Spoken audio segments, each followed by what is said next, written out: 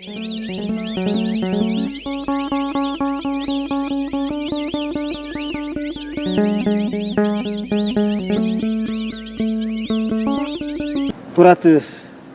ተከታተልቲ ጽላት ሚዲያ ለማዓንቲ ምስ ብፁዕ አቦና አቡነ ናትናኤል ናይ ምዕራብ ትግራይ ሀገረ ስብከት ሊቀ ጳጳስን አባል ሲኖዶስ ተዋህዶ ኦርቶዶክስ ትግራይ ዝኾኑ አቦና ኢና ለማዓንቲ ቃል ምሕተት ክንገብር ሓሲብና ዘለናሞ እንኳዕ ደሓን መጹ እንኳዕ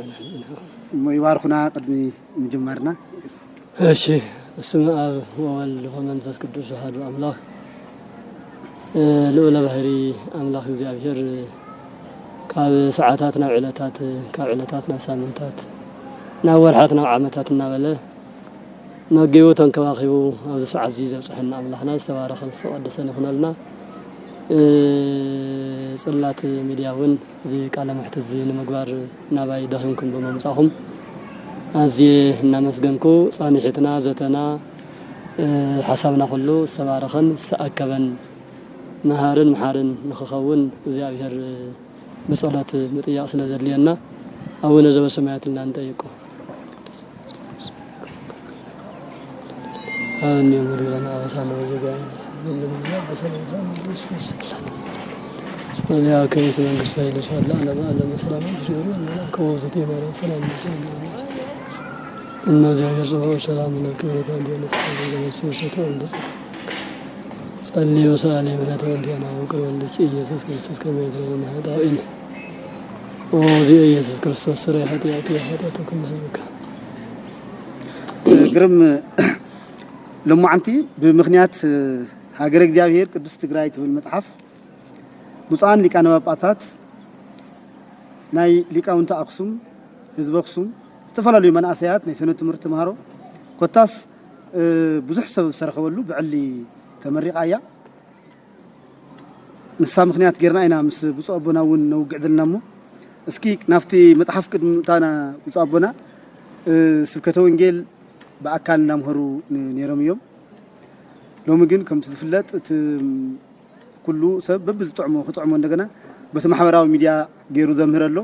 ንሶም ድማ ሀገረ እግዚአብሔር ቅዱስ ትግራይ ዝብል መጽሐፍ እዮም እዚ እውን ሓደ ናይቶም ካብ ናይቶም ስብከተ ወንጌል ሓደ መንገዲ እዩሞ ናይ መጀመርያ መጽሐፎም ድያ ቅድሚኡ ጽሒፎም ደነሮም ኢለ እዚ ክጽሕፍ ዘለዓሎም ምክንያት እዩ ዝብል ክልቲኤ እንደሚሮም እስኪ ክነዕልልን ግሩም ስለዚ ጥያቄ ግሩም ክልዓል ዝግብኦ ጥያቄ ስለዝኾነ እንታይ መስገንና ይንሓልፍን እሞ ካብ መጀመርያ ህይወትና አገልግሎትና እንቅስቃሴና ሁሉ ያው ካሊ ስራሕ ይብልናን ታስተዋወትና መክሊት ታንፈልጣ ጸጋ ታንፈልጣ ህይወት ኣብ ቤተ ክርስቲያን መሰረት ዝገበረ እምበር ካብ ወጻኢ ካሊ ህይወት ኣይነበረናን ከለወናውን ኣይኽእልን ከም ተስተባሃለ ኣብ ትምህርቲ ቤት ኮይንካ እውን ስብከተ ወንጌል እዩ ሰብ እናተምሃረውን ሰባኺ እዩ ምስተምሃረውን ሰባኺ እዩ ክኸውን ዝግብኦ ምክንያቱ ስብከተ ወንጌል በብዙሕ መልክዕ እዩ ዝስበኽ ኮፊልካ ኣብ ደ ምህረት ተረኺብካ ጥራሕ ኣይኮነን በተለምዶ ስብከተ ወንጌል ዝበሃል ዝኾነ ፍሉይ ጉባኤ ጌርካ ቤተ ክርስቲያን ከባቢ ዝተወሰነ ደቂቕ 30 40 ደቂቃ ዝወሃብ ትምህርቲ ጥራሕ እዩ ስብከት ዝመስሎ ሰብና እቲ ወንጌል ማለት ብስራት ድሕነት ማለት እዩ እቲ ብስራትን ድሕነትን ዝኾነ ቃል አምላክ ድማ ብዝተፈላለየ መልክዕ ካብ ዓለም መላእክት ዝጀመረ እዩ ስብከተ ወንጌል ስብከተ ወንጌል ማለት ትምህርተ ብስራት ትምህርተ ድሕነት ማለት እዩ ትምህርተ ድሕነት ደግሞ ካብ ዓለም መላእክት ዝጀምር ያው ካብ ዓለም መላእክት ቅዱስ ገብርኤል ንቁም በበህላውየነ እስከንረክቦ ለአምላክና ዝብል ርእሲ ዓብይ ርእሲ ሒዙ ማሕበረ መላእክት ዝኣክል ዘረጋግዐ ሰብ ይኹጠጠው ዘበለ መልአክ ከም ዘሎ ዝፍለጥ እዩ ካብ ዓለም መላእክት ቀፂሉ ናብ ዓለም ገነት እግዚአብሔር በቃል ንአዳም ዝሰበኾ ዘምሃሮ ትምህርት ኣሎ ካብ አዳም እውን ን3000 ዓመታት ዝኣክል እስካብ ዘመነ ሙሴ በዘመነ አበው እናበልና ንፈልጦ በቃል ቃላዊ ዝኾነ አስተምህሮ እናተዋሃበ ጸኒሕ እዩ ካብ ሙሴ ደግሞ በጽሑፍ መልክዕ ካብ ሙሴ ጀሚሩ ደግሞ መጽሐፈ ሙሴ እንትርኢቱ ናይ መጀመርያ መጽሐፍ ቅዱስ በቀዳሚ ገብረ እግዚአብሔር ሰማያዊ ምድረ ዝብል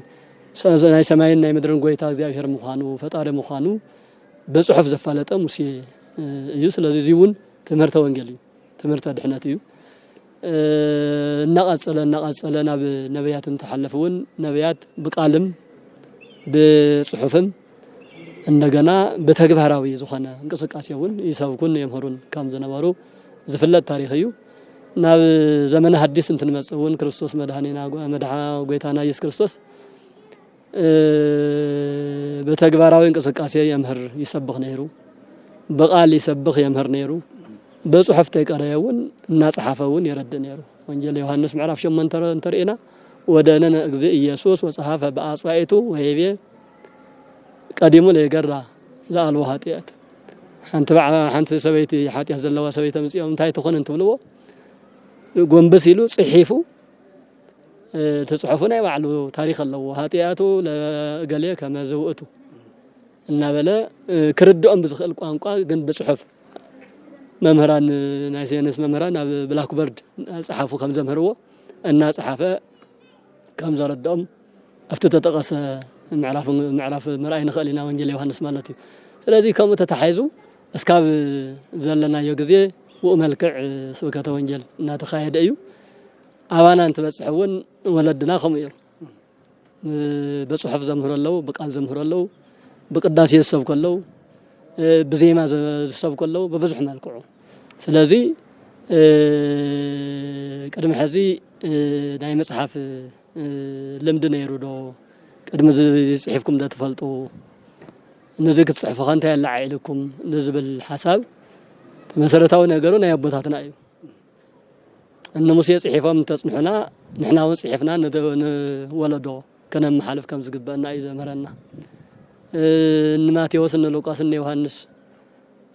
ዝተፈላለዩ መጽሐፍቲ ንቅዱስ ጳውሎስ ጽሒፎም መጽሐፍ ቅዱስ እናበልና ንጽውዖ ዘለና እቲ ጽሑፍ እውን መምሃሪ ስለ ዝኾነ እዩ በብዙሕ መልክዑ ኢና ክንክተሎም ዝግበአና በቃል ዘምህርዎ በቃል ነምህር بتجبر زنك ساقسوا بتجبر خننك ساقس كنكل لنا صحيفة كم زركبنا نحن ون نولدنا بزمت الملكعو صحيفنا خنا ركب عدلاين قبون سلزخنا كولدنا تمهرنا ينا قدم هذه هيمانوت لكله وكله لهيمانوت تبل بمتنا نقص بلت مصحف صحيفنا نيرنا هنا من الوقت سلمنا كرستنا أم مصحف قدسن أو قرآنن أب يسوع كريستوسن أب نبي لهم زوجوا محمدن ذا الناس أصلا كاب قرآنن كاب مصحف قدسن مسألة تجارو نسوب من نصار زوسخ بموسخ استصحف صحف نيرو كدقم كسلس أيدخالن يبعلو انقفات قاتيم ونيرو ياون حدا سواء يأكلون سربيت زقنا لالو نيرو سبات نابوليتيكان ناوكالن تتقيمم برقت مسلمنا مسكال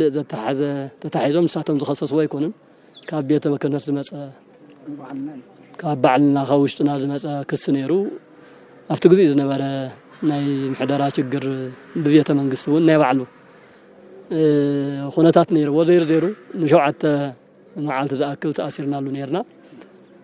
ካፍቶም መፍት እስር ቤት ዝተባሃልና ለሙን እዚሲ ኣነ ጻሕፍኩ ወኒልኩም ናተይ ይኮነን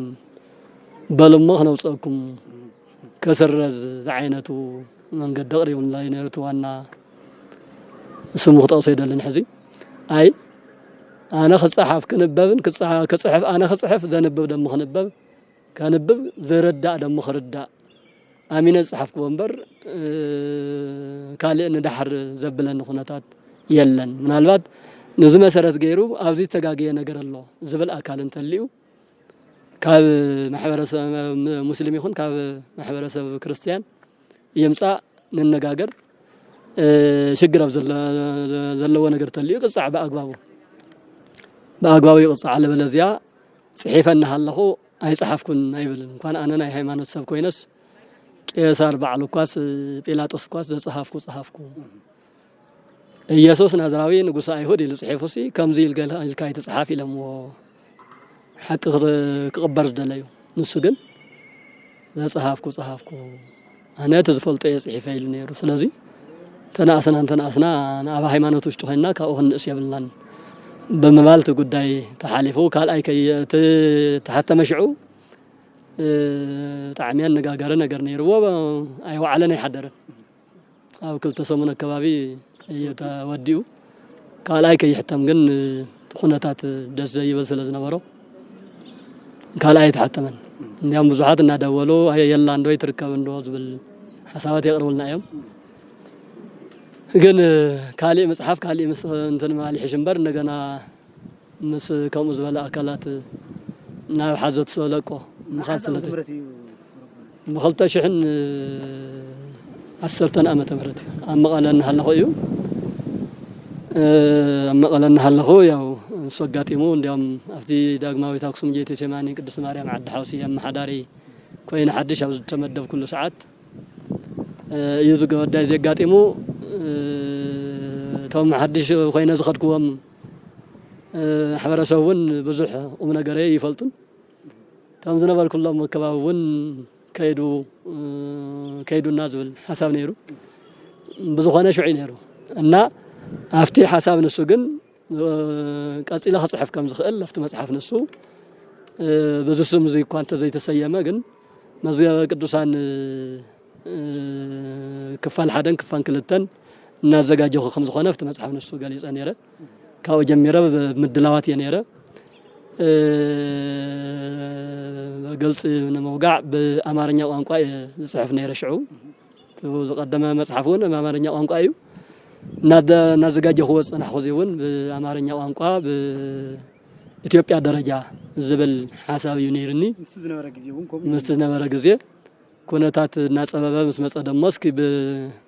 بوسن بزلنا يكابي نجمرو ناسفع أيكونن كاب إثيوبيا كاب أفريقيا كاب كاليون كخيد سلازخل جن بنشتي نجمرو بموالي ناوزي هاجر زيافير قدس تግራይ بزبر رأسي تصحيف زلو مالتي مصحف قرم بصوبنا كرات تملكتنا مس ሊቀ ጳጳስ ዞባ ምዕራብ ትግራይ ሕመር ሃገረ ስብከት ምጽአውነ ናትናኤልና ዘለና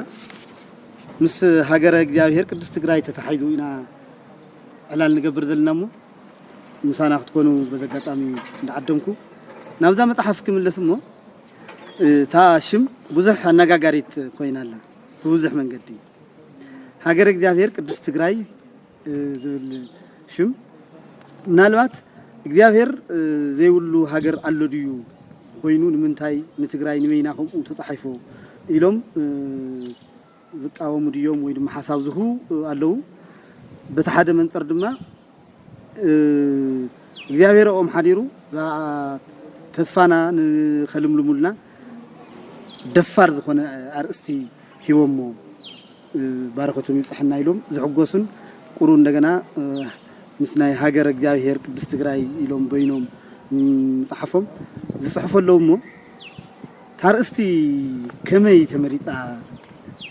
እስክናብ መጀመርያ ንጀምር ገሮም ከም ትጥለለኻ ሓደ ኮሜንትን ሓደ ነገራትን ሰምዖን ወላ በግል መጽየም ውን ስም እንደቀይርሉ ናብ ካሊእ ለወጥ ደዘይ ወለም አካላት ከለው ይኽእል እዮም ዝብሉ ሓሳባት እና መጹ ጸኒሖም እዮም ሰብ ብታመጠኑ ብታዝፈልጣ እዩ ዝናገር ዝንቀሳቀስ ዝሓስብ ከከም ሓሳቡ ከምኡ ክመስሎ ይኽእል እዩ ምስ ዝኾነ ምስቶም ከምኡ ዝብሉ አካላት ዝራኸብ ነገር ግን የብሉን ግልጽ ንመውጋዕ ሃገረ እግዚአብሔር ዳኣ ንብለለና እምበር ሃገረ ትግራይ ይብልናን ሕዝታ በግልጽ ዝጽሓፋ ዘለዋ ንሪአን ስለ ዘለና ሃገር ናይ ምግንጻል እዩ እንታይ ናይ ምባል እዩ ዝዓይነቱ ሓሳብ ናውዚ زبعة عن نسمع لنا نحن عد እግዚአብሔር ኢና ንብለና عد እግዚአብሔር ዝበልና له ምኽንያት በዋናነት aftu መጽሐፍ ውሽጢ አቲኻ አንቢብካ ተረዲኻ ዘይተረዳ ዘይ ዝኾነ ከምቲ ተሓስቦ ዘለኹም ነገር ተረኺብኩምሉ ሽዑ ምትቻው ምጽራፍኩ አግባብ ተዘይኮነ ሓሳብካ ምግላጽ ይከኣል ከስተኻኸል ዝግብኦ ነገር ውን አስተኻኸል ኢልካ ውን በአግባቡ ማለት ሶልካ እንተነውካ كم مصحفنا أنا ولا ملكت انت اسكت في صميتا هذا ملكت ከተመስግንም ይኹን ክትነቅፍ መጀመሪያ ከተንበለካ ኣንቢብካ እዩ እምበር እንተየንበብካ ሓሳብ መሃብ እንተየንበብካ ምፅራፍ ይኹን እንተየንበብካ ምምስጋን ዕሽነት እዩ ስንፍና እዩ እና ከምኡ ይኮነን ሃገረ እግዚአብሔር እናለን እሞ ሃገረ እግዚአብሔር ትግራይ ጥራሕ ዲ ሃገረ እግዚአብሔር ንዝበልካዮ ዝሓወይ ሰብ ብዘለው እዩ ዝልዓል እዋ በመሰረቱ ትግራይ ጥራሕ ዝብል ጽሑፉን የብልናን ከም መጽሐፍ ቅዱስ ርኢና ባዕሉ ነሽር ነገሩ በእንቲአች ሃገረ እግዚአብሔር መዝሙረ ዳዊት መዝሙር 86 ነኪር ነገሩ በእንቲአች ሃገረ እግዚአብሔር ንስኺ ኩነታት ክፍል እዩ ይብላ ሃገር ጸዊዑ ኢየሩሳሌም ንምድረ እስራኤል መሰረት ገይር እዩ በአንድምታ በሃተታ ናብ ቤተ ክርስቲያን ናብ ቅድስት ድንግል ማርያም ናብ ሃይማኖት ናብ አርባዕተ ዝትርጎም መሰረታዊ ነገር ኳንታ ሃለውት ናይ መጀመሪያ ሰም ለበሱ ኢየሩሳሌም መሰረት ገይሩ ነችር ነገሩ በእንቲአች ሃገረ እግዚአብሔር ይብልሞ ናይ ዓድ ጉዳይ ምዃኑ ዘረደካ እዝየከሮን ለረአብ ወለባቢሎን ለአምራኒ ንረአብ ባቢሎን ዝበሃላን ንፋርስን ባቢሎን ንኢራቅ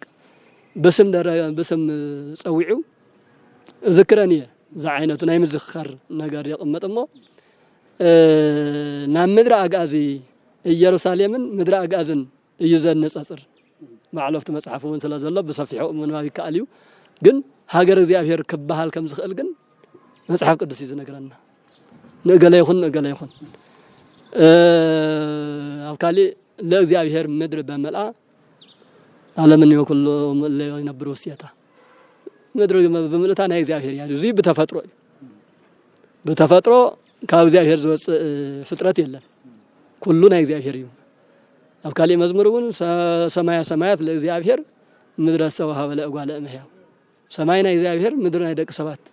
إلو مزمرኛው ቅዱስ ዳዊት አቀሚጦሎ ወሃበ ማለቱ ግን ሕዝቡን ናይ زيافير ወህብቶ እዩ ምድር ባዕሉ ንደቅ ሰባት ሰሃበ ግን ሃገረ زيافير ኮይኑ ዝቅጽልን أمن قد زقارة سنجن بزحيو بتفترون نايزي أبيهر يخون بر نايزي أبيهر نايلو آمينو زنبر أمسجنو زنبر قديسو زنبر حزو زن لو عدي حزون ناي هاجر زي أبيهر تباهي يسوع تنا يروساليمس قدست هاجر يروساليم ينانولا قدست هاجر يروساليم انتايو استفلي نجر سلست سرحلاي ወይ በሃይማኖት ወብዝኾነ ነገር ስለዚህ በለጸትና ይኮነን ቅዱስ አምላክ ዝቀደሳ በእግርስ ተመላለሰላ ኩነታት ብዙሕ ነገር ተሰርሐላ እንዲያውም በአንጻር ትግራይ ኢየሩሳሌም ተነጻጽርና ብዙሕ ነገር ማለት ንኽእልና ብዙኾነ ፍቲ መጽሐፍ ስለዘሎ ሕዝቡን ናብ ውሽጢ ከኣቱ አይደልን አዋቲ ከመን ማቢት ዋናነት እና هاجر እግዚአብሔር ዝብል ርእሲ ከመርጸሉ ዝኻልኩ እስካም ምክንያቱ ፍላይ ብፁዕ አቡነ ኢሳያስ ተተሓዘ ብራእይን ብንምዓትን ዝገልጽዎ ነገር ኣሎ እና ንሱውን ብደንቢ አስፊርና ይወለና ሃገር እግዚአብሔር እንትንብል ግን ዓድ እግዚአብሔር እዚ ማለት ስም እግዚአብሔር ዝጽውዓላ ኩሉ ግዜ ከም ሰማያውያን መላእክት 24 ሰዓት አገልግሎት ይወኽረላ منبر صلات منبر سلامة قدست أقسم ترينا كواس لذي عبي أخل مسكريو سلذي عامت كواس مزياهر أرى سمزياهر مسؤول يترف ما هاي سيطان بيت أملكه كفيتا زقمة عدتات الله زيادة هاجر زياهر كانوا لن كملنا نخل بتفترون زياهرين قلنا بتفتر العلامة أي نبران الله نحنا جن أجازيان تجارو كم حزي يكون نحنا هاجر زياهر تنولون حز الله هلو كنتات مسارات غيرنا وين يكون في ولدنا زس نحنا ولدنا سكاب نوانا زركبوا ሃይማኖታዊ توفيت መጽሐፍ ቅዱሳዊ መሪሕነት መሰረት ገርና ኢናና በደንብ ገላጺ ኮይኑ ስለዘረኸኩ ሃገር እግዚአብሔር ቅዱስ ትግራይ ክብል ዝሐረኹ ግርም ብጾብና ሕተይ ክቅጽልሞ ሓደ አቦ ኣብዚ መጽሐፍ እንታይሎም ታሪኽ ቤተክርስቲያን አክሱም ትግራይ ዳርጋ ከም ናይ ክርስቶስ መስቀል ብዙሕ ጉሓፍ ተጓሒፍዎ ክንደይ ነገራት ተበላሽዩ ዝተቀበረጎ ኮይኑ እዩ ጸኒሕሞ እዚ ንምብዳህ ከቢድ እዩ خمي خيلكم إلهم نيرهم حتى أنا ونكسدارو قالوا كم زيو حتى مالت زيو مع عديها بفيسبوك بخالقن نزح مال برقط ناي بعلو كاسفن ناي بعلو كسراني هلو من ديتهم كم زولو أتم لبامات جن أنا بمام يمزحته أما لو أبو بملأ تاني يوم والله مالتيو أنا بمام ترديهم تزال خناتات هلو كناتات ونستمهروا بون سلازخانو هلو كناتات ترديهم أبزح نجارات بزح نجار زاتونا الله أبروح قنت كدنا ولاس فتحنا قصة تفعل مصحفنا نايسلستم إت مصحف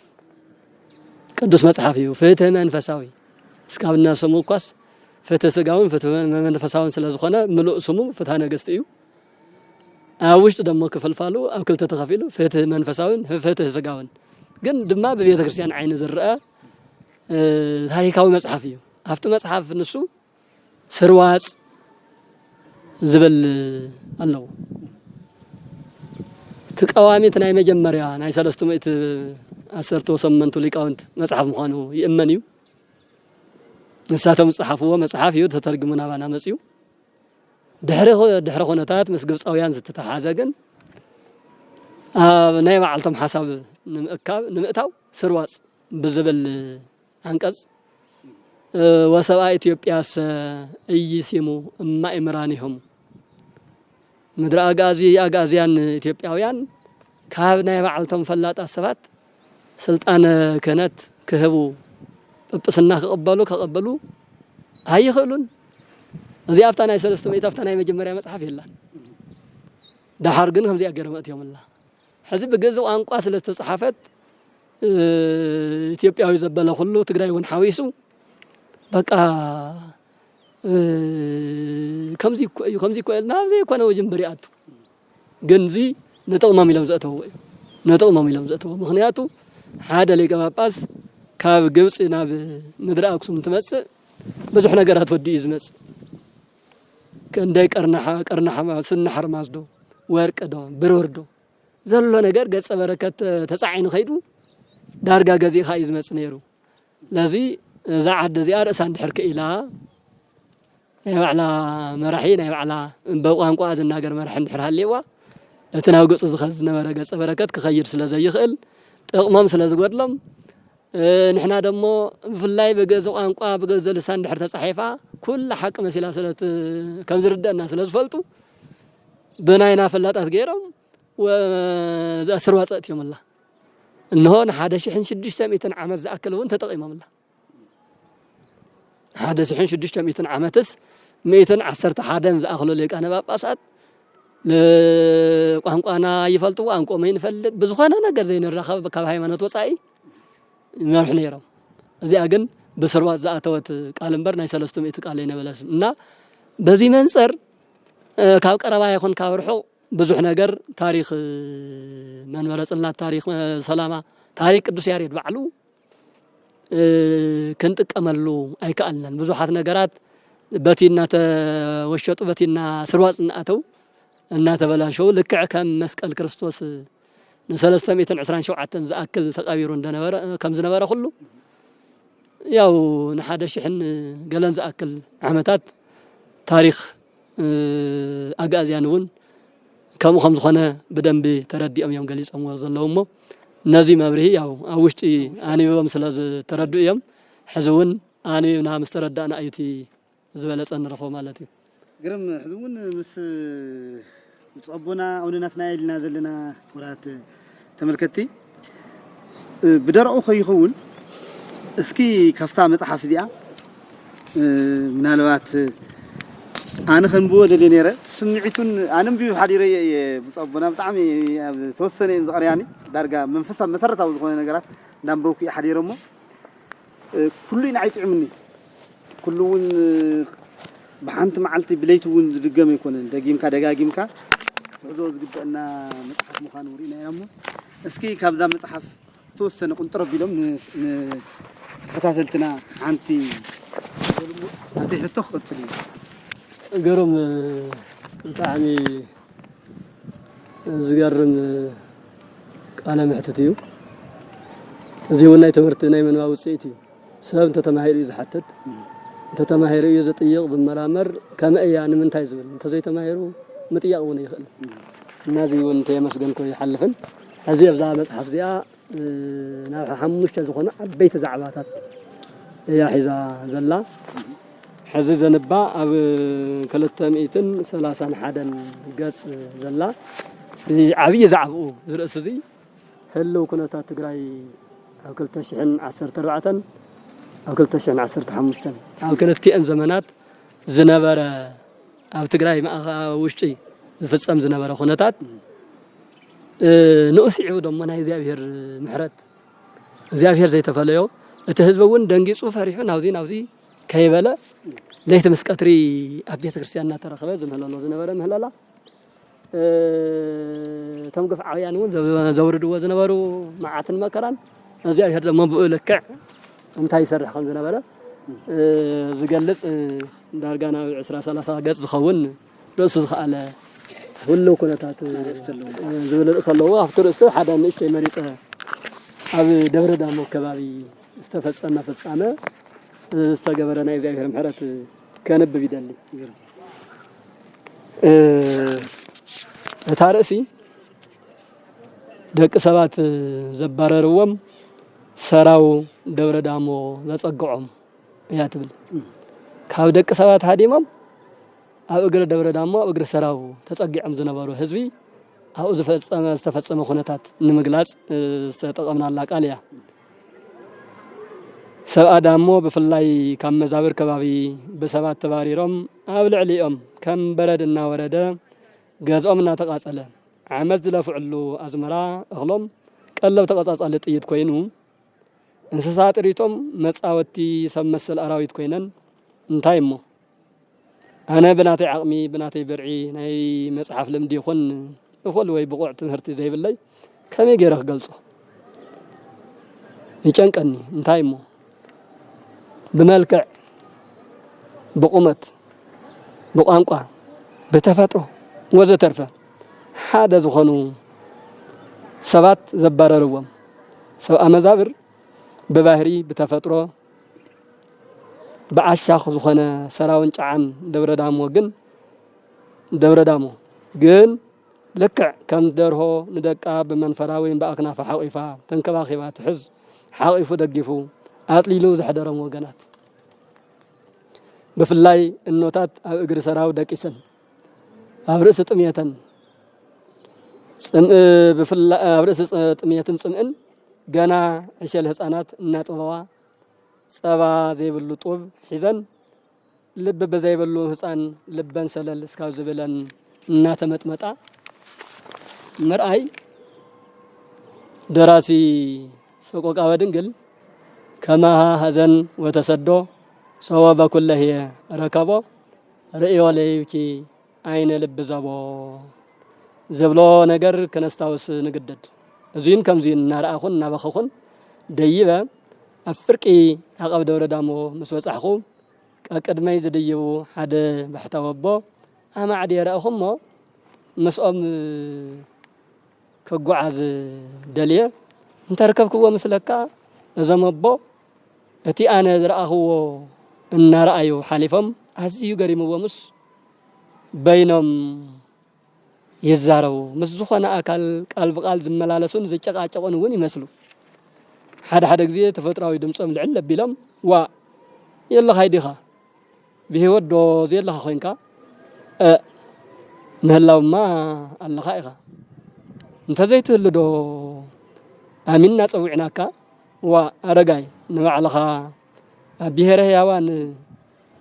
تدلاليلك تامشاتشخا فاي سيلكا نانوركا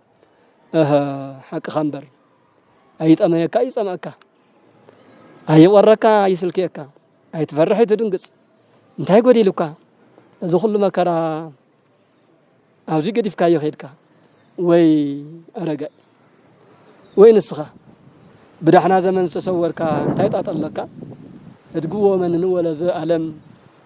الكا كله قد يفكا يزخدكا أي أرجع أرجعوي تعذبك كم درهو دق خارس يخا أي تجبرني خا أي أرجعوي من تبك زي نساء كم كالك ومن تبك زي كنا وهو لك وي أرجعي حزت ملسك أنت تري دق خان تايكون مبلك ويو أرجعوي تسدت كوت فلتيخا كاورم تفنا إلك عدها قديفك كندير واسجيرك هاجر ذي أيرك دست جراي بسيخا نجارما هزنا زفتنا يأمن هزنا دخني نصاقن تفنا إلك تسديتك دا أمس أمبر هاجر ذي أيرك دست جراي إيدا زرقيها ست سمحل نسنيسا زلوا هافت جنة أمريكا حر من صفن صفا بين خاخي تخون مسمح حاجتك علل الناولت بحاجوس تقبلاتك معرفي ويمن مرقزا فليهبه نزل عالم بسم كاز صوعن زفلطن رست مريت دبر داموز اكل عدي او رساياكو تقبلاتك حزخمو نسخا الله دو ارغاوي الله ديخا دقخا مصقع سينم فقد فحبتن يلم طميم صميم عدهم يتنورون تباهيلم أونا أرجعوي أونا أرجعوي صحية أمسي الله زمن صحية إلى أن زمرت أزوانا مجبريا ويم مبا سرناي أبيدا زبيبن عتانن أم قنتا وركن برورن حذا ببعمتو مسيات السلامكا يبتنس أنت محسن زنبرت أدو تجراي هذه مسأجع سينا يصبني زتيا كما صببك عالم بملؤ كم زبل مصحف عالم بسفيح صبيوا كل نجر تعصيوا قدام دور دامو حيلي وصوني أنت إلى تصفى غيرا أبقر سراو سفيرا ليت مسكتري ببغيات عين عاويرا قدس مصحف سيسايا كونني أنا إيه ما قالت وليلته مزمور 4 حدن كم زبلو حزنا مبلع مستا خوينو وي أرجعي الله هذا مهلاو ما الله يوم يهره يوان حبت ولدنا هو تلبنا زالو مسنا هيو كما ملائكة ان ولا عرفت سبحات وسبحات سبه ود العالم نقص ان ولا عرفت سبحات وسبحات سبه ود العالم نقص ملائكة مسيلكا قدوس قدوس قدوس نابلكا أي تدقس أي دخمك ومهلاو ما الله جن حلوات ديو أبي الله دقها أتمنى كوسات دابا قريمة دور مدرا سرعة قداسي سرعة معت أنت حلاف النتوسيدم على تعسر تربعته على مسوارك أخبرهم زفصمو زنبرو أيتي هلو أبو من كوسات دور ليبانوس دورهم يرترا زركبت أنتاوي قداميو أبو منا كوسات زدورة بيزن ليك أو أنت أقسم ليك أو أنت تجري ليك أو أنت إثيوبيا قداماويان منا كوسايا تاويل لو زين كاوزين نلعلز خانو مجرم تقالاتن الناس تقامو لك مزفتو وعركم مسارحتم أو حدا بوتا كفيلم كم زن نجاجرون زوقاقصون أكلات إيوم بقدتها زوقعون يرام زمبو نعايز جرمني زمبو بعتوبو بينهم ززارو زلو يمسلني نسوم جن مدبنيا مواقعي كلاي أكل نسوم كم زلو بملو ابنة الرجاجي صم يتيقو رجاي الله خدو إلهم يحتمو ملسك الساب السمعو هد يبلو عندنا مهلاو ما الله إلهم يبصلو سلازي بينهم كيكونوس نستي أبيهر هيوان بهوز زنبر ولاديهم أونا أرجعوي ينجاجرو كم زنبرو قلصيو كي يوزحنا كصاليو كي يوزحنا أنا حنت نجر بصابنا أتحفو أنا بيبيئي ليه جن السمكم بولي كلور ما ترد أخون بعليهم بيسرد أخون تفلالين ذكر مني نايت نتحف سوي خونكم جن سنتحف كم يكم تحف لتيه كاوي موت يدو ما هذه ترى طعم غريب أرجع زي أنا ناتيبون يبلون أفتح ساعات نسو كل شيء عصرت حموشتن أنا قوتي كوينات كاب بالذات كابزي كاب خصوم كاب عدوا حفرهم جميرو ناب بالذات أتون طلع الله بزلام بس كبيبو ناب عد قرات المقتاو أبز قبر له زنبرة ساعاتيو أنا كاب مقالة العيلة ملو بملو صحفي الله هو من بابي كاليو كان مقالة العيلة زخونه يخوني لأن دبر دامو مسيح أنا بقى كان زرع خوان سمع خوان انبر ويفترا ويلب ولدون يكون زوم كم زي لهم زنا قربو بقى كان نسمع خو كاوي كم زمو صيف فلتن تخونتات نسو أو جرسراو دكيسن هسأنا طوا زرع زنا وراديتات هيكون صعيفك تناغيرك أبيلك زود يكون نازنا بزمو لك نسمي زارو أنا وني سمع كميلو نابزني مسيس كمي كم زشام دتكوا أنا زينا يزافر سرح مبر نايك لا تسرحون يكون أفتقري حولي مسوسحو قولا حيل غري أو دليل يا رزو بابو ماني اسمكم كلهم من دليل يا أي كالكم بحق إذا وقعت الله بيت كريستيان كنا أي كالكم ولا حيل نشتي بفرق سوا عيني ريايم دايبة مس دايو كبل على وزن مرة خناتات بملؤ من تصحيف سلا زلوا من هاي كاليو جن كاوي مسيو زبال كاوي زي هرز مس أمر كلتون يكون زي كلت يكون زا مس دبر دام وتتحدث زلا صحف ناي كلت ناتي كلت يكونن زينا እግዚአብሔር ስራሕ እዩ مزخنه دحني اهلنا وزي صباي يكونكم زلو طعمي ናብ ሕማቅ ስምዒት ትዮም طعمي انا ነው علي ገሪምኒ እዩ تصحفا ፍሰቱ ተቃላት አመራርጹ ትክክለኛ ከም ዝኾነ ናብ ዝኾነ ስምዒት ከም ዘእቱ ፍልጥ እዩ ግድን ድማ ንሱ ተጣዊርና ታሪኽና ክንስንድውን ስለዝግበአና ባ ከምኡ ኸውን ስለዘለው እዩ እዚ ንሶም ዝገብርዎ ዘለው መስዋዕትነት حقاو تاريخ كومزي تزيسندو ناب تولدون كحلف اي خدن مو ناب كالي كخد اب متحف الى غطامي اب غص 40 تاي وقشوم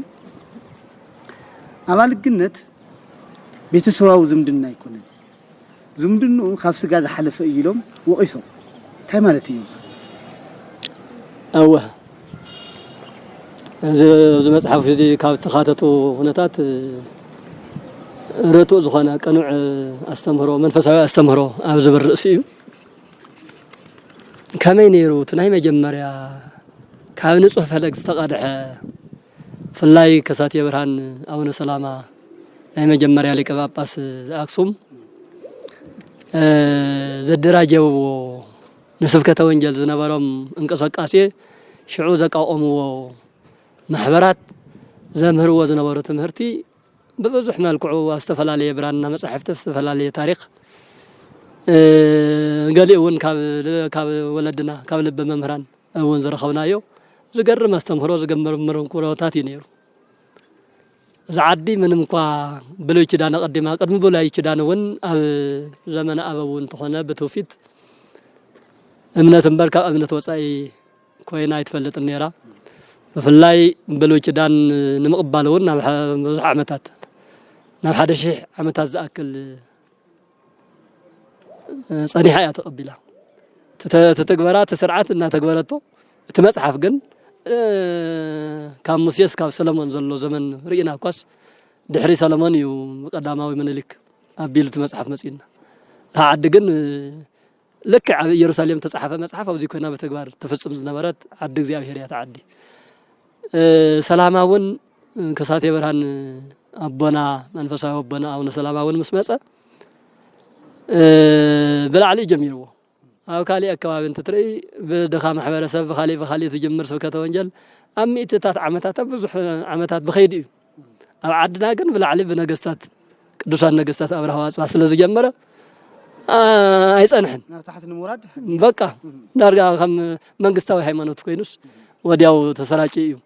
ይሰራጭ ወደ አንበር እምነት ዳይ ሃሉ አንበር ትምህርት ግን ገና በስለት የድልዮ ስለዝነበረ ነዚህን መትሐዝ استጠቀምሉ ብዙሕ በአበነብስም በአበልገም በብዙሕ መልክዑ ተጠቂሞም ለየም ወበና ካብ አተንታ አበልገት በሃል ነትምህርተ ወንጌል ያ ተጠቅም ነራሽ ገና በህፃንነቱ ስለዝጥማቅ ዘሎ ሐላፍነት ወሲዱ እና ዓበየ ብዝኸደ ቁጥሪ እና ምህረ ሃይማኖት ክርስትና ቃለ ወንጌል አምሂሩ ንኸዕብዮ ሐላፍነት ዝወስድ ይዝድለ ነይሩ ድሕሪ ብዙሕ ዓመታት ግን ቀስ በቀስ ዘመድ አዝማድ ናይ መብዛሕ ዳሕና ሃፍታም ኮይኑ እንተሪእኻዮ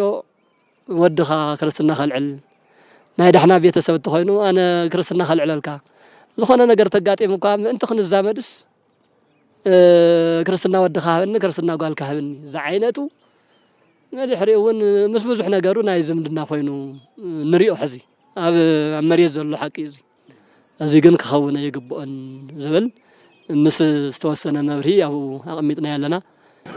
ኩራት ተኸታተልቲ ከምቲ ትሪእዎ ዘለኹም ሃገረ እግዚአብሔር ቅድስት ትግራይ ዝብል ዓብይ ታሪኻዊ ሰነድ ናብ ትውልዲ ክሓልፍ ዝኽእል ብብፁዕ ኣቦና ናትናኤል ተጻሒፉ ኣብ ኣድሂብና ኢና ዕላል ንገብር ዘለና ጽላት ሚድያ ብፁዕ ኣቦና ብጣዕሚ ብዙሕ ኣርእስቲ እዩ ዘለዎ ካብ ትግራይ ቅድስት ዘብልዎ ኣምክንዮታት ተጻሒፉ ትርጓሜ ትግራይ ተጻሒፉ እዩ ምክንያት ቅድስና ትግራይ እውን ብዝርዝር ተጻሒፉ ኣሎ ካብኡ ሓሊፉ መሰረታዊ ሕገ ወንጌል ሐዋርያዊ አስተምህሮ ተጋሩ አክሱማውያን ጥንታዊ ከመይ ነይሩ ዝብል ተፈላለዩ ካብቲ ስብከት ናይ ኣቦና ቅዱስ ያሬድ አስተምህሮ ናይ ስነ ጽሑፍ ናይ ትነሳን አትሒዙ ሰፊሕ ቦታ ተዋሂብዎ ኣሎ ማህፀን ቅድስት ትግራይ ዘፍረየቶም ቅዱሳን ድማ ብሰፊሑ ንሽሞም ንመጀመርያ ግዜ ሰማዕኽዎም ኣበይከ እዮም ዲኦም ኢለት ሃንጤ ዘንበክዎም ኣቦታት ልዕሊ ክንደይ ክኾኑ ከም ዝኽእሉ ልዕሊ ኣማእታት ክኾኑ ኣቦታት እዮም ተጻሒፎም ዘለዉ ምዝራእናዮ እዚቶም ሰማዕትና ተኸታተልትና ከምብዎ ዕድልክዎም እሞ ካብዚ ኩሉ ግን ኣነ ዝሰሓባኒ ክልተ ነገር ንባዕለይ ጉዳይ ኣቡነ ተክለ ሃይማኖት እዩ ጉዳይ ኣቡነ ተክለ ሃይማኖት ከምቲ ንሶም ኣብዚ ጻሕፍዎ ተክለ ሃይማኖት ዘቆየጣ ተክለ ሃይማኖት ዘተንቤን ዝርዝር ስርሖም ኣብዚ ተጻሒፉ ኣሎ ግን ክንሪኦ ከለና ብጭቡጥ ክንሪኦ ከለና ግን ተክለ ሃይማኖት ዘቆየጣ ተክለ ሃይማኖት ኣክሱማውን ዝብል ሓደ ግዜ ካብ ትውልዱ ብዝርዝር ዝተጻሕፍዎ ኣብኡ ክንረኽቦ ኢና ናብተን ቤተክርስትያናት ከይድና ግን ናይ ደብረ ሊባኖስ ዘጨገ እዩ ዝንበር ሕዚ ብተግባር ብዛዕባ ኣቡነ ተክለ ሃይማኖት ኣብ ቤተክርስትያንና ይኹን ኣብዚ መጽሓፎም ከመይ ኢና ክነተዓርቆ ንኽእል ኣብኡ እውን ዝኾነ መእረምታ ዝሃብዎ ስለ ዘለዉ ዝተወሰነ ሰማዕትና ካብቲ መጽሓፍ ክረኽብዎ እዮም ወይ ተኸታተልትና ንሶም ግን እንታይ እዮም ዝብሉና ብዛዕባ ኣቡነ ተክለ ሃይማኖት ገሮም ኣቡነ ተክለ ሃይማኖት ብእንኮ ደረጃ ዝፍለጥ ኣቡነ ተክለ ሃይማኖት ዘደብረ ሊባኖስ ጻድቕ ኣቦ እዩ በርግጥ ፖለቲካውያንን ዘይምልከቶም ኣካላትን ኣቡነ ተክለ ሃይማኖት እግሩ ዝተቆረፀው ስለተረኸበ እዩ እንታይ ዝበሃል ናይ ቤተክርስትያንና ትምህርቲ ኣይኮነን ጻድቕን እንኾርዐሉን ዓብይ ኣቦ እዩ ተክለ ሃይማኖት ዘደብረ ሊባኖስ ናይ ባዕሉ ታሪክ ኣለዎ ናይ ባዕሉ ገድሊ ኣለዎ ንቤተ ክርስቲያንና ብዙሕ ትውፊት ህያብ ዘበርከተ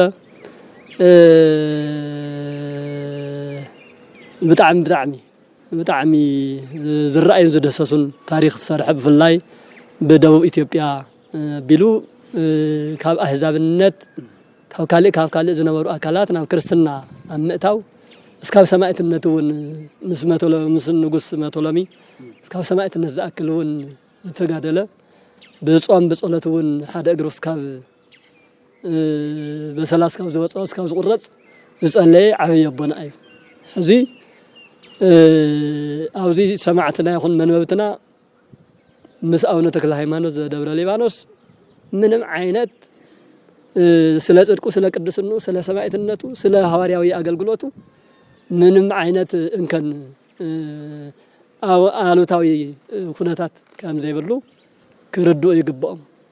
ከም ታሪክ ግን ኣብ ዓድና ምድርና ሓደ ተክለ ሃይማኖት ጥራሕ ዲ ነይሩ እንተልና ግን ኣይኮነን ከም ትዝበልካዮ በብዙሕ መልክዑ ሓደ ተክለ ሃይማኖት ዝፍለጥ ናፍቶም ገዳማት እንተኸድና እውን ዋላት ናይ ተክለ ሃይማኖት ዘደብረ ሊባኖስ ቅድሚ ተክለ ሃይማኖት ዘደብረ ሊባኖስ ዝተገደመ ገዳምስ ገድሉ ንረኽቦ ግን ናይ ተክለ ሃይማኖት ዘደብረ ሊባኖስ እዩ ይኹን እምበር ታሪክ ንበዓል ታሪክ ዝብል ርእሲ ኣለዎ ኣብቲ መፅሓፍ እውን ታሪክ ንበዓል ታሪክ ይኸውን ዘለዎ ተክለ ሃይማኖት ዝኣክሱም ኣሎ ተክለ ሃይማኖት ኣቅበፃ ተክለ ሃይማኖት ንብሎ እዚ ቀረባ ራህያ ከባቢ ንረኽቦ ባዕሉ ኣብ ዘመነ ሃፀይ ገብረ መስቀል ዝነበረ ጻድቕ እዩ ብውስን መልክዑ ጽሒፍና የለና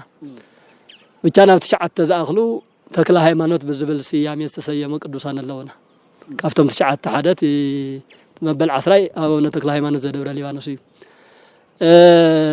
ዘጨጀ እዩ ዝንበብ ዝበልካዮ ጨጀ ባዕሉ ሃፀጌ ደብረ ሊባኖስ ይኮነን ሃፀጌ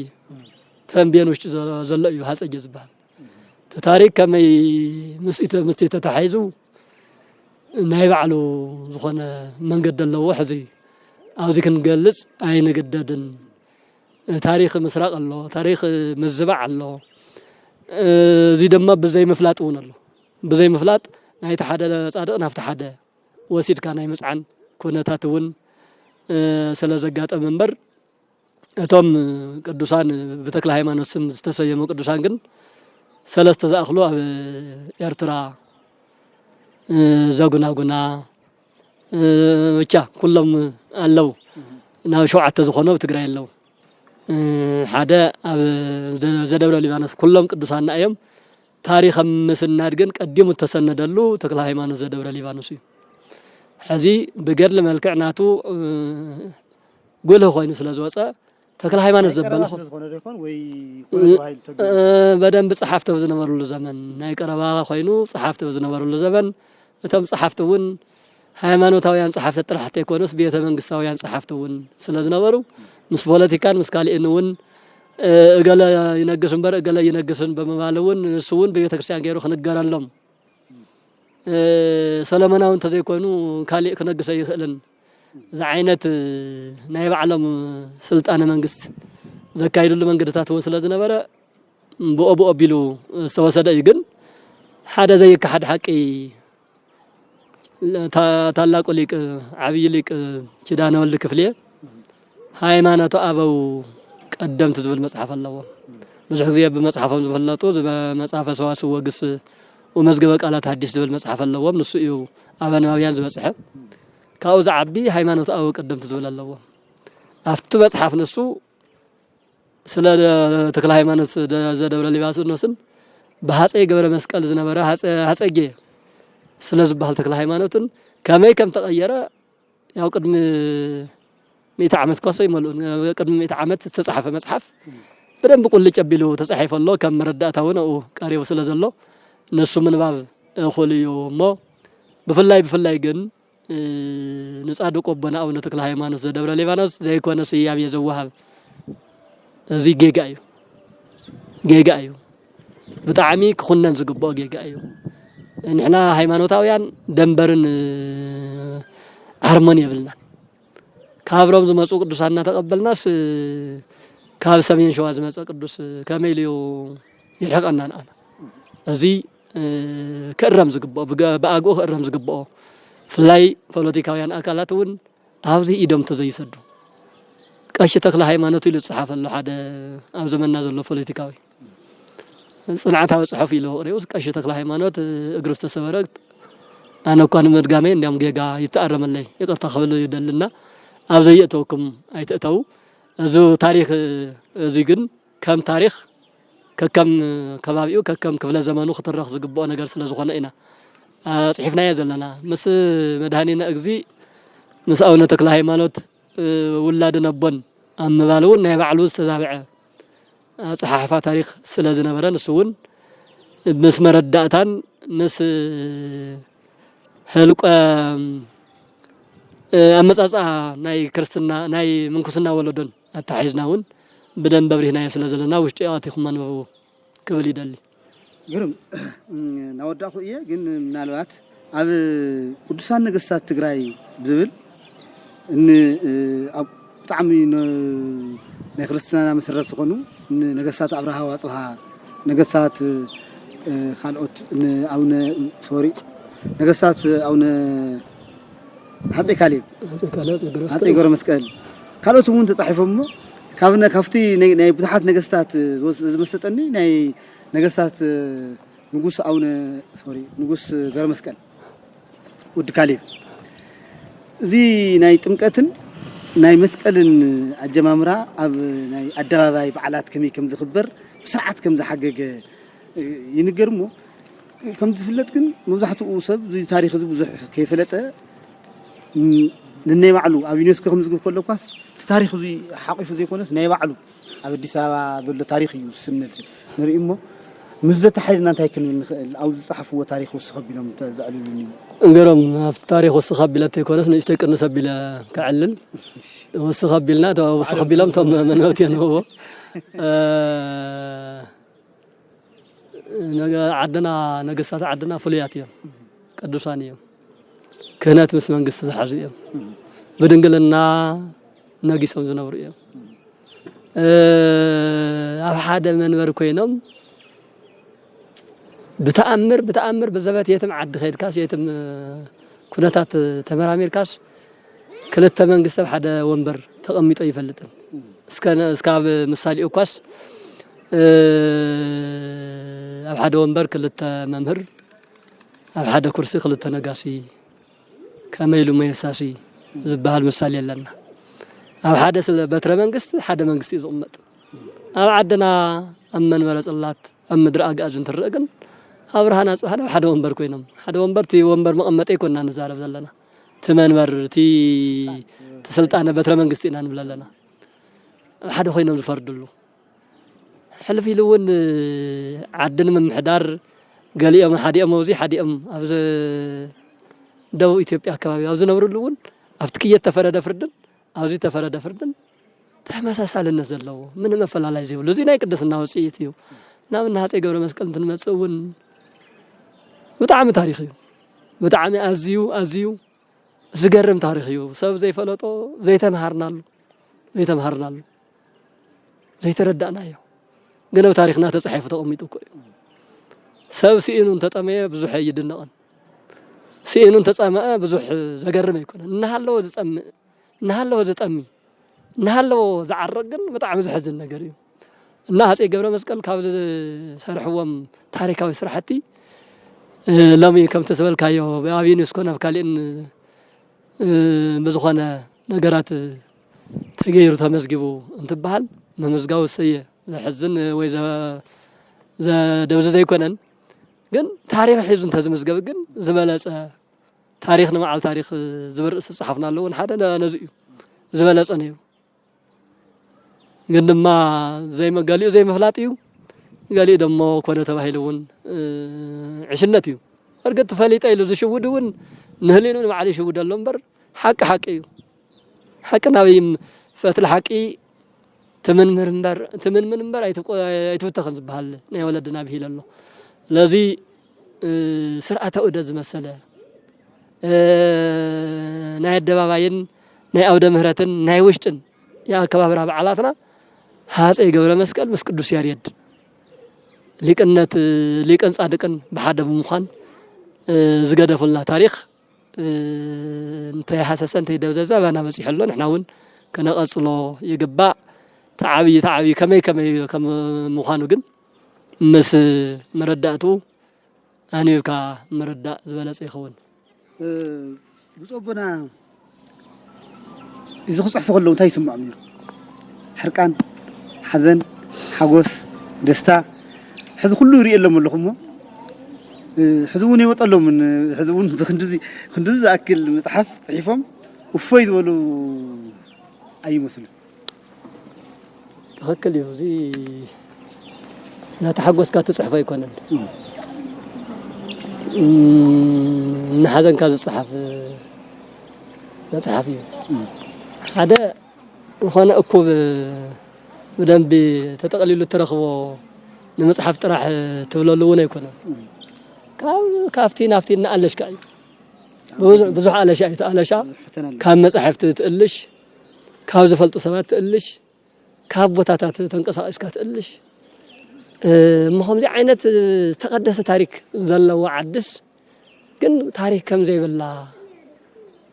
እጓለ ማውታ ኣቦኣን ኣዲኣን ዝመትዋ ትመስል በይና ዝዓበየት ትመስል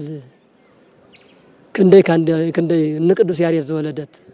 እና ኣቡነ ሳሙኤል ሰብኣቱ ከዋክብቲ ዝወለደት እነ ተስኣቱ ቅዱሳን ጥራሕቲ ኣይኮኑስ ተስኣቱ ከዋክብቲ እና ኣቡነ ብሶይ እና ኣቡነ ፍቂጦር ዝመሳሰሉ ከዋክብቲ ዝወለደት ዓድስ ታሪክ ሓፂርዋ ታሪክ ወጥ ዝኾነ ታሪክ ተሳኢንዋስ ከም ድላዩ በቲ ዝዕንድረላ ንዕንደር ቡኻርያ ኮይና እንተ ትሪኣ እናሓዘንካ ሓዘን እዩ ዝስምዐካ ይኹን ዳኣመር ድሞ ብዓቕምኻ ደሞ በቲ ኢልካ ፋሕጠርጠር ኢልካ ንእሽቶ የበርክቶ ንምብርካት ዝግበር ፃዕሪ እሞ ናብ ከምዚ ናብ ሽትኡ እንትበፅሕ ብምርኣይ ደሞ ዝተወሰነ ሓጎስ ይሰኣኖ ማለት ኣይኮነን ብመሰረቱ መጽሐፍ ኣብ 7 ዓመት ዝኣክል ዝጸንሐ እዩ ሕዚ እንዲያውም ሃገር እግዚኣብሔር ምስ ዝብል ምስ ናይ 2 ዓመት ኩነታት ኣተሓሒዞም ኣብ ፖለቲካና ኣብ ካልእን ዘብልዎ ኣነ እዚ መጽሓፍ እዚ ንኸፅሕፍ እውን ፍቓድ ሓቲተ እየ ፅሒፈ እዩ እቲ ፍቓድ ዝሓተት ኩሎ ኣብቲ መጽሓፍ ባዕሉ ለጢፈ ኣለኹም መእተዊ ቅድሚያ ብዙሕ ነገር ናብ 50-60% ዝኸውን ምስቲ ቀዳማይ መጽሓፍ ዝተተሓዘ እናፀሓፍና ፀኒሕና ድሓር ኩነታት ከም እናበለ ምስ መፀ ድማ ፍላይ ገዳማት ትግራይ ንምእላሽ የግድ ፍቓድ ይድሊ ስለ ዝነበረ ካብ ዝመለከቱ ካብ ብፁዕ ኣቡነ ኢሳያስ ካብ መቐለ ሃገረ ስብከት ፍቓድ ተሓቲቱ ተፈቓድ እውን ዋላ ብሰዓተ ይኹን ተረኺቡ ብዙሕ ኣለሻ ተገይሩሉ ዝተፀሓፈ ጽሑፍ እዩና እዚ ጥራሕ ኣይኮነን እግረ መንገዱ ብዙሕ እዩ ምስ በዝሐ ኢና ቀኒስና ኣብ ኢድ ንኽትሓዝ ንመሓዝን ንመንበብን ንኽምቹ ብውስን መልክዑ እምበር ዝቐፅል ካልኣይ ክፋል እኒወ እዩ ናብ 800 ገጽ ክኸውን ምስ በለ እንደገና እውን ብዝኸድናዮ ብንወፍሮ ብንኸዶ ገዳማት እንደገና ሓድሽ ታሪክ ሓድሽ ቁም ነገር ሓድሽ ቅድስና ዘይንፈልጦ ነገር እናመፀ ምስ መፀ ዓርዲ ክሰፍሕ የተኻተቱ እውን ክካተቱ ስለ ዝደለና ኣቐዲምና እቲ ቀዳማይ ክፋል ናብዚ ኣምፂናዮ ኔናና መብዛሕትኡ ሓዘን ይስምዐካ እናሃሎ ዝፀመየ ኣብ ከምቲ ብፁዕ ኣቡነ ሰላማይ መስለና ሓደ ግዜ ኣውደ ምህረት ወርቂ ተነፂፉ ዝጠምህ ህዝቢ ኮይና ሒዝና ኔና ኣብ ልዕሊ ወርቂ ኮይኑ ዝጠምህ ህዝቢ ታሪክ ዘለዎስ ታሪክ እናተደናገረ ዝነብር እሞ ድማ ኣረ ብዙሕ ነገሩና መብዛሕትኡ ዝሕዝን እዩ መፅሓፈይ ይኮነን ዝሕዝነኒ ስኢሉ ዝተቐበረ ማንነትካ እንዲያውም ዝተቐበረ ነገር ክወፅእ ክፍለጥ ኣብ ትገብረሉ ሰዓት እውን ክንዲ ዝኣክል ተቃውሞን ናብ ዘይንፈልጦ ዓለም ናብ ፖለቲካ ናብ ካልእን ዘደባለቕ ማሕበረሰብ እውን ትርኢ ግን በእያ ኣእምሮ ብዘይ ምፍላጥ ክኸውን ስለ ዝኽእል ምንም ኣይኮነና ከምዚ ይመስል ግርም ሕዚ እናዛዘምኩ እዮም ብፁዕ ኣቦይ ኣብ መወዳእታ ከመይና ክንቅፅል ዝመፅሓፍ እውን ታሪካዊ መፅሓፍ እዩ ትውልዲ ክህነፀሉ ኣለዎ ታሪክና ክዓቀብ ኣለዎ ትገብርዎ ዘለኹም መስዋዕትነት ብፍላይ ኣብ ቀረባ ዘለኹም ኣቦታት መናእሰያት ይኹም ዳርጋ ክንብል ንሕና ብዕድሜና ንፈልጠኩም መንኪስኩም ንፈልጠኩም ስለ ዝኾነ እዩ ትገብርዎ ዘለኹም ዝተፈላለዩ ፃዕሪ ዝገርም እዩ እሞ ከመይና ክንፅበዮም ቀጣላይ ከመይና ክንፅበይ ካብ ኣቦና እንታይ ኢና ክንፅበይ እዛ መፅሓፍ ድማ ኣብ መቐለ ትምረቐሉ ዕድል ኣሎ ድዩስ ብዙሕ ሰብ እውን ይፅበያ ስለ ዘሎ ከመይና ክንቅፅል ዝብል እስኪ ገሮም ተፅዊት ከመይና ክንፅበ ያው ዓንተ ገሊፀ ኣለኹ እስካብ ዘለና እስካብ ዓቕምና እስካብ ዝኽኣሎ ንድሕሪት ኣይንብልን ክንቅፅል ኢና እንተኾነ ከምቲ ዝበልናዮ ሓደ ጸሓፊ ክጽሕፍ እውን ተጨኒቑ ክሕትም እውን ተጨኒቑ ትተሓተመ ነገር ክሸይጥ እውን ተጨኒቑ ኣብ ዓድና ዘሎ ፀገም ብጣዕሚ ዓብይ ፀገም እዩ ተኒሱ ጸሓፊ ክጽሕፍ እዩ ዘለዎ መጽሓፍ ዓቕሚ ዘለዎ ይጽሕፍ ናይ ኢኮኖሚ ዓቕሚ ናይ ገንዘብ ዓቕሚ ዘለዎ ደሞ ይሕትም እንደገና ገዚኡ እውን ከንብብ እንተዝኽእል ነይሩ ጸሓፍተይ ተሰኣኑና ኣብ ዓድና ብፍላይ ምስ ቋንቋኦም ምስ ልሳኖም ምስ ትግርኛ ዘጻልእ ነገር ደኾነ ኣለዎም ተደጊምዎም ደኾን ድግምቲ ዝበሃል ኣሎ ስኢሉ ብተለምዶ ሰብ ደጊሙ ምንም ክገብር ይኽእል ስኢሉ ናይ ዕሽነት እዩ በርግጥ ከመ ባህላ ግን ተደጊምዎ እዩ ገለ ኮይኑ እዩ ዝበሃል ነገር ኣሎ ከምኡ ደኾን ኮይኑ ይኾን ትግራዋይ ርእየ ቢሉስ ትግርኛ ተጻሒፋስ ዝገድፋ ትግራዋይ ኣሎ ኣማርኛ ከነበብ ዝደሊ ካብ ካሊእ እውን ከነበብ ዝደሊ ዓቕሚ እንተልይዎ ባልየ ካብ ኣማርኛ ሓሊፉ እኳ ካሊእ ብዙሕ ዓቕሚ ዘለዎ ይኮነን ዓቕሚ እንተልይዎ እውን ንሳታ ናብታ ትግርኛ ግን ብዝኾነ ናይ ናቱ ዘየፍትዎ ማሕበረሰብ እውን ሓላሓሊፉ ስለ ዝረአ እዚያት ወደ እዚያት እውን ከም ሓደ ሓሳብ ይምበር እቲ ምስራሕና ንድሓር ይንብልን ቀጻልነት ከም ዘለዎ ንሱ ተጸበዩ ክብል ይደሊ ምስ መረቓን ተታሒዙ ኣብ መቐለ ሃገረ ስብከት ኣዳራሽ ውሽጢ ን22 ሰነ ዓብይ ብዓለም ለኸ ደረጃ ብሃገር ለኸ ደረጃ ኣብ ውሽጢ ዓዲ ዘለዉ ብፁዓን ሊቃነ ጳጳሳት ዝርከብሉ ሊቃውንቲ በብ ኩርናዑ ዘለዉ ሊቃውንቲ ዝርከብሉ ሰባክያነ ወንጌል መንበብቲ ኣካላት ባህል ቱሪዝምን ዝመሳሰሉ ብቻ ታሪክ ዓዶም ክፈልጡን ከበረታትዑን ክባረኹን ዝደልዩ ኣካላት ዝርከብሉ ኣብ ውጭ ዓዲ ዘለዉ እውን ብኢንተርኔት ዙም ተዳልዩ ኣሎ ብኡ ገይሮም እውን ዝሳተፍሉ እቲ መርሃ ግብሪ ባዕሉ ናይ ባዕሉ ዝኾነ ትምህርቲ ናይ ባዕሉ ዝኾነ ዓሻራ ኣቐሚጡ ክሓልፍ ብዝኽእል መንገዲ ንዕለት 22 ጽባሕ ሰነ ማርያም ኣብ መቐለ ሃገረ ስብከት ተዳልዩ ኣሎ መሰረቱ ነዚ ምንምድላው ካብ ሰነ ሓደ ጀሚሩ ስሩዕ ኮሚቴ ተጣይሾ ስራሕ እዩ ዘሎ እዛ ናብዚኣ ሕዚ ሎማዓንቲ ትማሊ ዕለት 8 በኽሱም ተመረቐትሉ ናይ ባዕላ ታሪክ ስለ ዘለዎ እዩ ኩሉ ነገር ካብ ኣኽሱም ክለዓል ስለ ዘለዎ እዩ ፍላይ ምድረ ትግራይ ምድረ ኣጋዚ ኢሉ እውን ልብ እንተልይዎ ምድሪ ኢትዮጵያ ብምልእታ ታሪኾም ካብ ኣኽሱም እዩ ዝቕዳሕ ዝኾነ ነገር ኩሉ መመገሲኡ ካብ ኣኽሱም ክኸውን ስለ ዝግብኦ ኢና መጀመርያ ኣክሱማውያን ሊቃውንቲ ኣክሱማውያን ኣቦታት ህዝቢ ኣክሱም ባዕላ ታቦተ ጽዮን ጽላተ ሙሴ ባዕሉ መንበረ ሰላማ ኣብዚ ስለ ዘሎ ብኡ ይጀመር ካብኡ ናብ መቐለ ካብኡ ድማ እግዚአብሔር ተፈቂዶም መቐለ ጥራሕ ኣይኮነን ኣብ ማይጨውም ኣብ ሽረም ኣብ ዓዲግራትም ከዳሉ ከም ዝኽእል ኮሚቴ ኣብ ምሽብሻብ ኣብ ሓሳብ እዩ ዘሎ ስለዚ ኩላኻትኩም ደቂ እግዚአብሔር ኣብዚ መርሃ ግብሪ እዚ ተሳቲፍኩም ክትመሃሩ ክትክእሉ ኣለኩም እቲ መርሃ ግብሪ ባዕሉ ትምህርቲ እዩ ናይ መጽሓፍ ሽያጭ ኣይኮነን እናብጉዕ ዘለና መጽሓፍማ ተጻሒፈ ኣሎ ኣቅረብኩ ለከ እሳቶ ማይ ደይእድየካ በዛ ፈቀድካ ኣቕሪበልካ ኣለኹ ንስኻ ናብ ዝመረጽካዮ እቶ እዩ ኣነ ስለ መጽሓፍ ምሻጥን ዘይምሻጥን ኣይጭነቕን ናተይ ግደ ስለ ዘይኮነ ኣነ እንቲ ጽሕፎ እንተለኹ እውን መሕተሚ ተጨኒቐ ይጽሓፍኩን ኣነ እታ ናይ ባዕለይ ስራሕ ክሰርሕ ካብኡ ዝኽእል ሰብ ክሕትሞ እዩ ኢለ ተጻሒፈዮ ንእግረ መገዲ እውን ተመስገንክዎም ዘይሓልፍ ኣብ ኣሜሪካ ዝነብሩ ንሊቀ ጉባኤ መምህር ከነፈርግ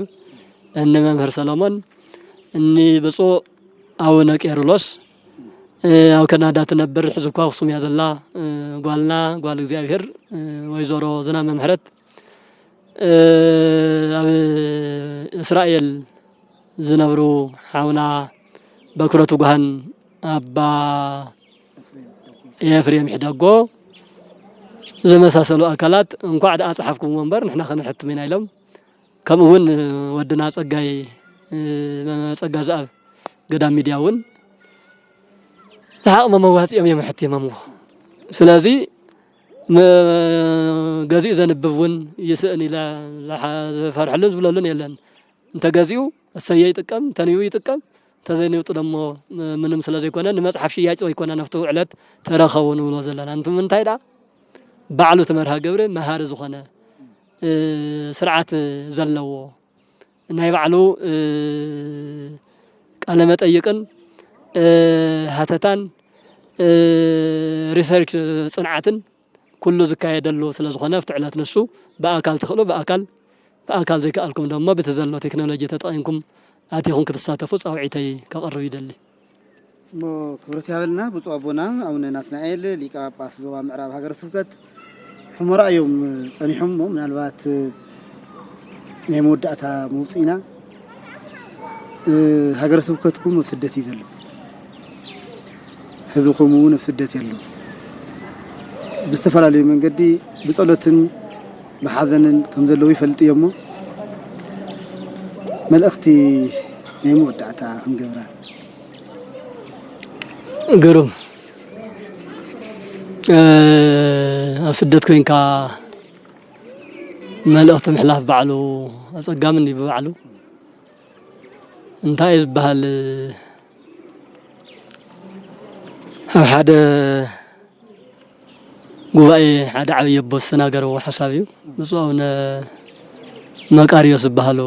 ኤርትራዊ ሊቀ ጳጳስ ኣብ ውጭ ኮይኖም እንትናገሩ ካብኦም ዝተምሃርክዎ ትምህርቲ እዩ እናምሃሩ ጸኒሖምስ ኣይ ሓደ ምሳሌ የሎ ኢሎም ትመስሉ እየ ሰሚዐዮምና ሓደ ፈላስፋ ዝጠመየ ህዝቢ መምሃር ኣግባብ ኣይኮነን ብእዝኑ ከይኮነስ ብኸውዲ እዩ ዝሰምዐካ ስለዚ መጀመርያ ናይ ህላውኡ ናይ ሰብነቱ ኩነታት ከተረጋገዝ ከተጽንዕ ምድሕሪኡ ደሞ ትምህርቲ ክትወስኸሉ ይግባእ እንትብሉ ሰሚዐዮምና ኣብ መከራ ዘሎ ህዝቢ ሕሙራ ዘይኢሉ ዝረኸበ ዓለም ዘይተረድኦ ትግራዋይ ባዕሉ ኳስ ብመጠኑ ብልክዑ ዘይተረድኦ ኣብ ጸገም ዘሎ ህዝቢ ኢና ንመርሕ ያው ንርኢ ኣለና መሪሕና እኳ እንታይ ክንመርሐሉ እንታይ ንበጽሐሉ ኣይኮናን ግን ንኽእሎ ነገር ከይድና ንጥይቆ ድሓን ደውዒልካ ድሓን ሓዲርካ ንብሎ ብዙሕ ነገራት ኣሎ ብዙሕ ግዜ እዘን ዓመታት እዚኣተን ንኣይ ናይ ሓዘን ዓመታት እየን ህዝብም ዓድም ትኽእል ኢኻ ሓላፍነት ተቐበል ኢሉ ስለ ዝሃበኒ እምበር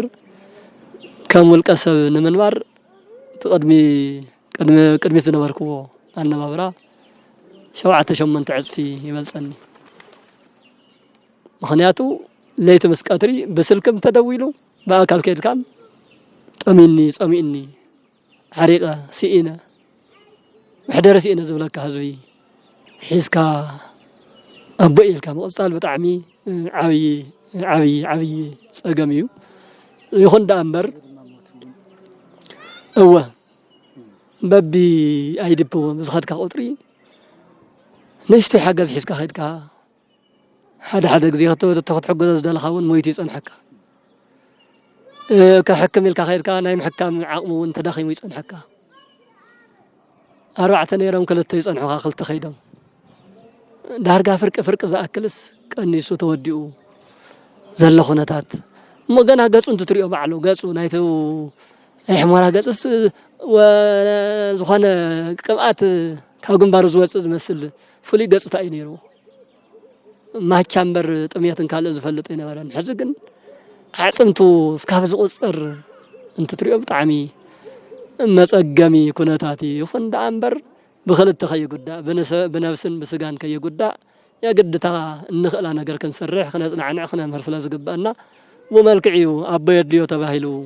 ተቐሚጡሉ ሓደ ሰባት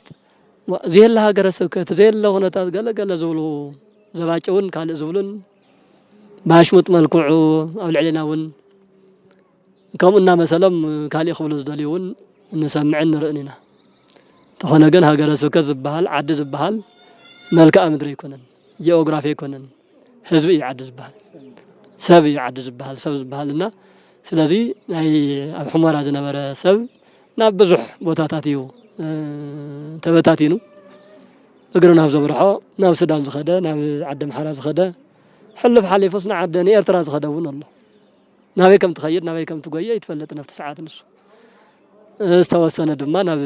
ማእኸል ትግራይ መፅኡ ተበታቲኑ እዩ ዝነብር ዘሎ እሞ እዚ ህዝቢ እዚ ሓገዝ የድልዮ ደገፍ የድልዮ ምፅዕናዕ የድልዮ ከምዚ መፅሓፍ እንትሕተም እንኳስ ገዚእኻ ነዞም ተፈናቐልቲ ከንቡ ንዝኽእሉ ክንደይ ሊቃውንቲ ኣለዉ ኣብ ዳስ ዝሓድሩ ኣብ ኣይድፒ ዘለዉ እንዲያውም ከንቡ ዝግብኦም ንሳቶም እዮም ከምዚ ዓይነት መንፈሳዊ ኣምሃሪ ዝኾነ መፅሓፍ እንትርከብ 15 መፅሓፍ ገዚእኻ ነዞም ዘንቡ ኣካላት ምሃብ እውን ሓደ ዓብዪ ሓገዝ እዩ ዘይሩ እቲ ኩነታት ካብ ሰብ ብዙሕ ተፀቢና ነርና ካብ ሰብ ብዙሕ ኣይረኸብናን ግን እግዚኣብሔር ደሞ ብዝሓድሪ ሓዲሩ ስርሑ ከም ዝሰርሕ ናብ ንቡር ኩነታቱ ክምለስ ከም ዝኽእል ተስፋ ዓብዪ ተስፋ ኣለና ሕዚ እውን በብዘለኹምዎ ህዝብና ወገናትና እውን ተስፋኹም ኣበርቲዕኹም እናፀለኹም እናጠንከርኩም ኣብ ትኽእልዋ ኩነታት እውን እናንበብኩም እውን ብተስፋ ኣምላክኩም ክትፅበዩ ዝብል መልእኽቲ እዩ ክህልወኒ ዝኽእል ብዝኾነ ስለ ዝተገበረለይ ቃለ ምሕትት ዘሎ ሓሳብ ይህልዎም እዩ ነገር ይህልዎም እዩ ኢልኩም ሓሲብኩምን ተበጋጊስኩም መፂኹም እዚ ዝገበርኩምለይ ከም ፅላት ሚድያ እውን ኣዝየ የመስግን ስራሕኹም ይባርኽ ስራሕኹም ይቐድስ እግዚኣብሔር ብምሕረት ዓይኑ ይርአየና መኩራት ተኸታተልትና ደው ክፍረም مش በዚህ አዛዝማ ኩራት ተኸታተልትና ምድላውና እዚ መስል ነይሩ ሃገረ እግዚአብሔር ቅዱስ ትግራይ ዝብል መጽሐፍ